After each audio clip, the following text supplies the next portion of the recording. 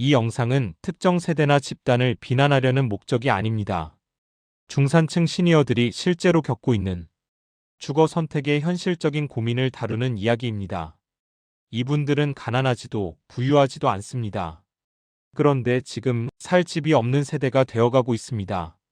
오늘은 중산층 시니어와 아파트 이야기입니다. 1. 중산층 시니어 어떤 사람들일까?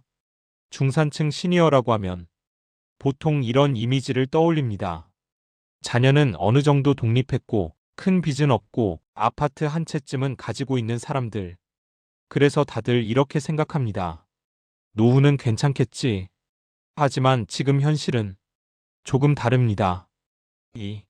문제의 중심에 있는 아파트. 문제는 아파트 자체가 아니라 아파트가 더 이상 나이에 맞지 않는다는 점입니다. 과거에는 아파트가 안정이었고 노후의 버팀목이었습니다. 하지만 나이가 들수록 집의 기준이 달라지기 시작합니다. 3. 엘리베이터는 있지만 생활이 버거운 아파트. 엘리베이터는 있습니다. 집도 멀쩡합니다. 하지만 주차장에서 집까지 이동거리가 길고 단지가 커서 외출 한 번이 체력 소모가 됩니다. 예전에는 아무 문제 없던 동선이 어느 순간부터 하루의 컨디션을 좌우하게 됩니다. 4. 넓은 집 계속 오르는 관리비. 집은 넉넉한 평수입니다. 하지만 매달 나가는 돈이 부담이 됩니다. 난방비, 공용관리비, 노후 설비 유지비. 소득은 줄어드는데 집에서 나가는 돈은 쉽게 줄지 않습니다. 5. 집은 그대로인데 동네가 변해버린 경우. 집은 예전 그대로입니다. 하지만 동네는 변했습니다. 조용하던 곳에 상권이 들어오고 교통량이 늘고 생활 리듬이 달라집니다. 집은 내 것인데 동네는 더 이상 나에게 맞지 않는 느낌. 6. 집값은 올랐는데 옮길 곳이 없다. 이 아파트 가격은 올랐습니다. 하지만 팔면 갈 곳이 없습니다. 줄여서 가고 싶어도 마땅한 선택지가 없습니다. 실버타운은 비용이 부담되고 공공임대는 대상이 아닙니다. 자산은 있는데 선택지는 없는 상태. 이 지점에서 많은 중산층 시니어들이 멈춥니다. 7. 세 가지 선택지 앞에 선 중산층 시니어. 지금 중산층 시니어들은 이 세 가지 중 하나를 고민합니다. 지금 집에 계속 살기.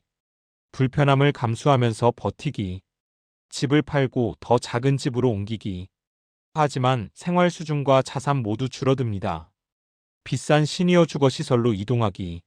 하지만 중산층에게는 현실적인 부담입니다. 어느 쪽도 선뜻 선택하기 어렵습니다. 8. 그래서 중산층 시니어는 낀 세대가 된다.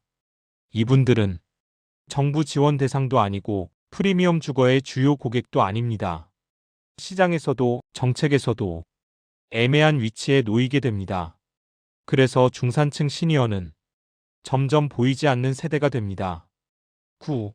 아파트는 앞으로 어떻게 달라져야 할까? 해결책이 아예 없는 건 아닙니다. 고령자 친화 설계, 생활 동선 중심 구조, 돌봄과 연결된 아파트 모델. 하지만 아직은 속도가 너무 느립니다. 문제는 집이 아니라 집을 바라보는 기준입니다.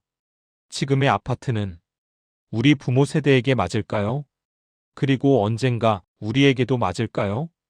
이 질문을 한 번쯤은 같이 생각해 봤으면 합니다. 다음 편 예고. 다음 영상에서는 부모님 집 팔아야 할까요? 지켜야 할까요? 이 이야기를 해보겠습니다.